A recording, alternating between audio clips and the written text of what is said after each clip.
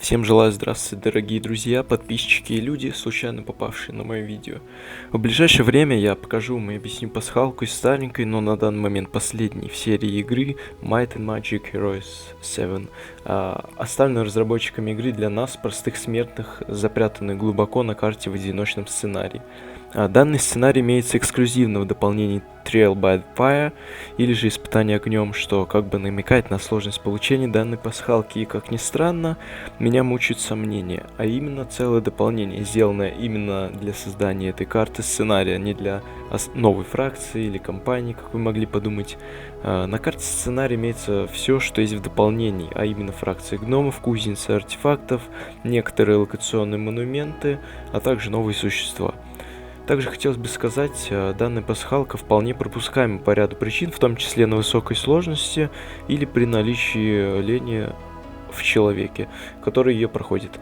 Этот секрет не имеет своего собственного задания в журнале заданий. Итак, не будем вдаваться в полемику насчет дополнения.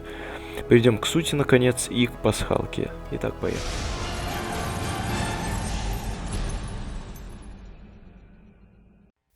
Карта называется «Слеза древнего», и она, как я уже заметил, сценарная, и, естественно, мы играем за гномов неким героем Бартом Бримстоуном, который считает, что Слеза Асхи поможет ему завершить работу над единственным в своем роде паровым двигателем, который он установил на свой корабль, ибо он, по сути, свой пират, бороздящий просторы торн-трекеров. И вот в поисках Слезы мы оказываемся на этом острове. Оказавшись в море, мы почти сразу же видим недоступную область, закрытую аж 3 печатями и туманом войны, не давая нам рассмотреть, что же за ними спрятано, даже при помощи специальной шапки для обзора или подзорной трубы. Также карта не предусматривает заклинание взора Эйлота, чтобы мы не смогли подглядеть, что же скрыто на юго-востоке карты. Именно сюда нам и нужно. Для того, чтобы удалить жажду к секретному, нам нужно собрать все артефакты по этой карте. Благо, сценарий сделан так, что компьютер, играющий против вас, не подбирает артефакты, как бы намекая на то, что они нам нужны. Компьютер нам даже помогает иногда, убивая нейтральных существ, которые охраняют наши артефакты. Это и хорошо, и плохо. Хорошо, что не надо будет сражаться, и плохо, что опыт от победы вы не получите, если не успеете. Не забудьте про сокровищницу гномов, опасные пещеры, кузницу стихии и утопию драконов.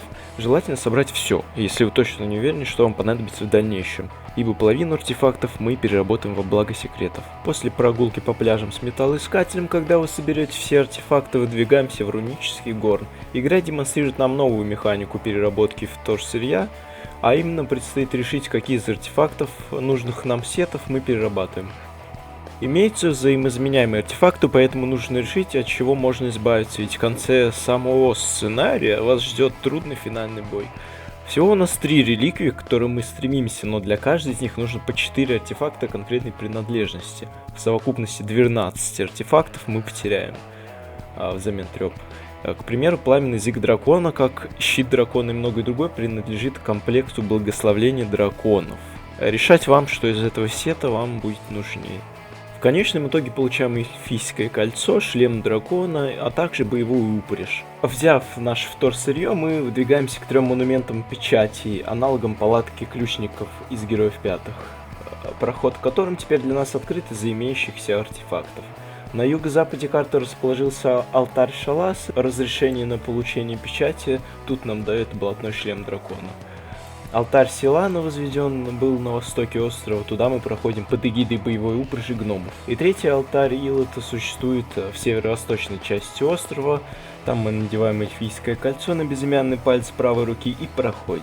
Выполнив нехитрые манипуляции, избегая конфронтации с героями других фракций, вернув свой корабль, мы держим путь к тем самым печатям в правый нижний угол карты. И, как ни странно, снимаем эти печати. Наконец, мы можем узнать, ради чего прошли столь долгий путь. Ради Слезы Асхи, быть может.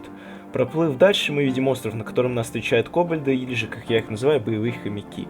Они сдадутся в любом случае, так что совет освободить для них места на палубе. Но тут, радуясь новобранцам, нашего героя встречают те, кого он не ждал.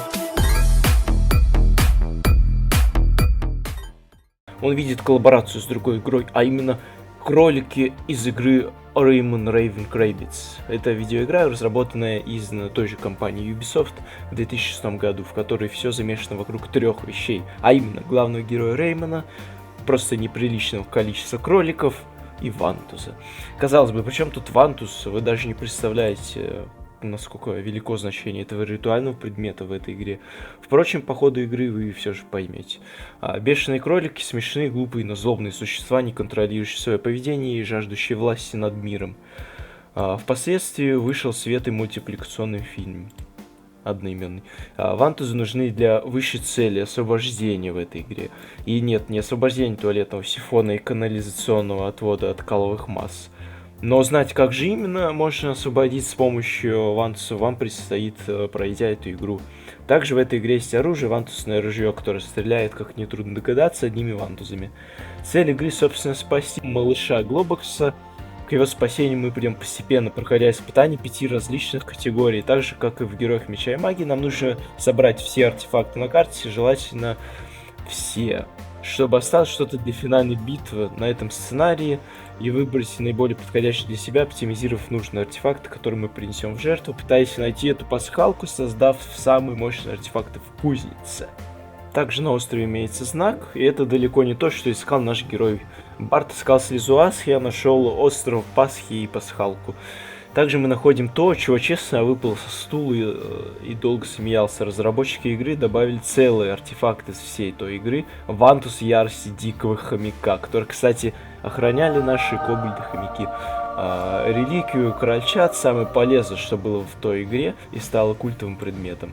В описании разработчики извиняются, правда, непонятно за что. То ли за то, что артефакт перекочевал из одной игры в другую, то ли из-за того, что он бесполезный и не имеет никаких свойств и функций, то ли из-за того, что мы, как черт сломя голову, носились по острову и лутали нужные артефакты и плыли сюда к началу игры.